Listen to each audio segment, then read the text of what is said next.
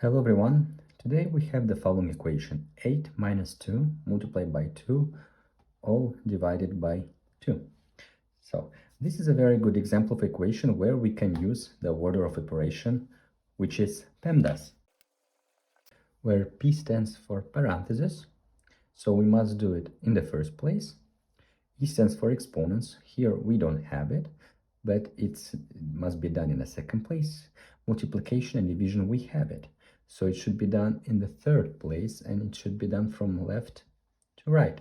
In this equation, we can see we have multiplication here, and we have multiplication here.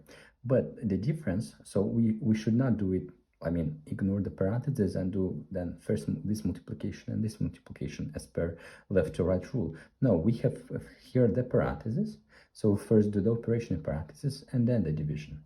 And in the fourth place, we have addition and subtraction. So if we use PEMDAS, we need to do first what's inside parentheses.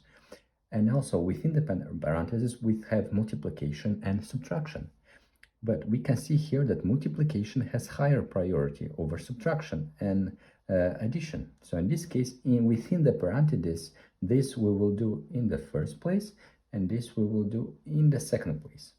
And only after having everything solved in parentheses, we do the division in the third place. Perfect. So this said, we do first what's inside the parentheses. So we do first multiplication.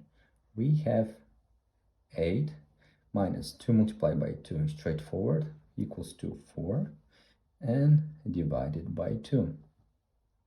Okay, now that we solve the multiplication in parentheses, we do the subtraction, and at the last we'll do the division. So 8 minus 4 is 4 divided by 2, and we get the result 2. Thank you very much for watching. I hope it's clear how to use PEMDAS for this type of expression. Please don't forget to hit the like button and subscribe to the channel. Ciao, ciao.